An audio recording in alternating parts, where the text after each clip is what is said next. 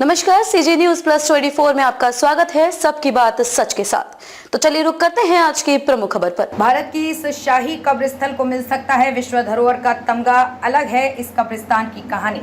विश्व धरोहर समिति की 21 जुलाई से दिल्ली में होने जा रही बैठक में इस बार मैदाम या मोइदाम असम के शाही कब्रिस्थल को विश्व धरोहर का तमगा मिलने जा रहा है। इसके लिए प्रक्रिया पूरी हो चुकी है। बैठक में इस प्रस्ताव पर मुहर लगने की पूरी संभावना है। भारत सरकार की ओर से इस बार की बैठक में इसे प्रस्तावित किया गया है। असम के चराईदेव जिले में ये शाही कब्र स्थल स्थित है। ये भारत के महत्वपूर्ण मध्यकालीन अहोम राजवंश के शाही परिजनों के लिए बना कब्रगाह टीला है। क्या है शाही मैदाम की कहानी? शाही मैदाम केवल असम राज्य में चराईदेव में पाए जाते हैं। ये चीन से आई ताई अहोम जनजातियों के राजाओं के कब्रस्थल हैं। इन जनजातियों के राजाओं ने 12वीं से 18वीं ईस्वी के बीच उत्तर पूर्व भारत में ब्रह्मपुत्र नदी घाटी के विभिन्न हिस्सों में अपनी राजधानी स्थापित की थी। इससे पहले एशिया में किसी कब्रस्थल को विश्व धरोहर घोषित नहीं किया गया है। इसे विश्व धरोहर घोषित करने के लिए भारत सरकार पिछले 10 सालों से कोशिश कर रही है।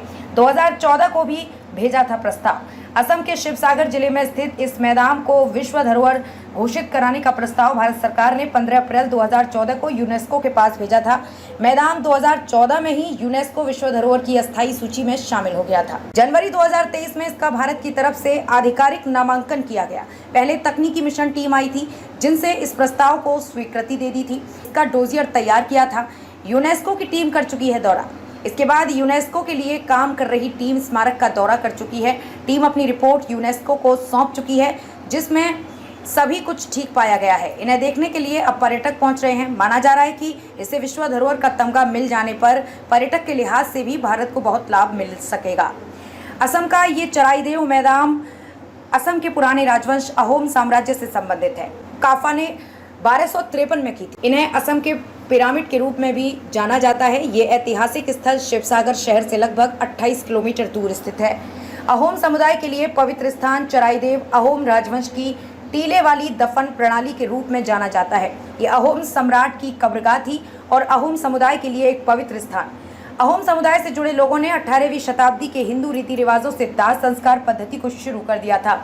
इन लोगों के लिए चराईदेव का मैदान पूजनीय है। शायद इसलिए ये लोग 18वीं शताब्दी में दाह संस्कार के बाद उसकी राख को चराईदेव के मैदान में ले जाकर दफनाते थे। इसलिए चराईदेव मैदान अहोम समुदाय के नजरिए से महत्व अधिक है। कैसी है कब्रगाह? मैदान मिट्टी के टीले के अंदर 2 मंजिला होता है जिसमें एक धनुषाकार मार्ग से प्रवेश किया जाता है।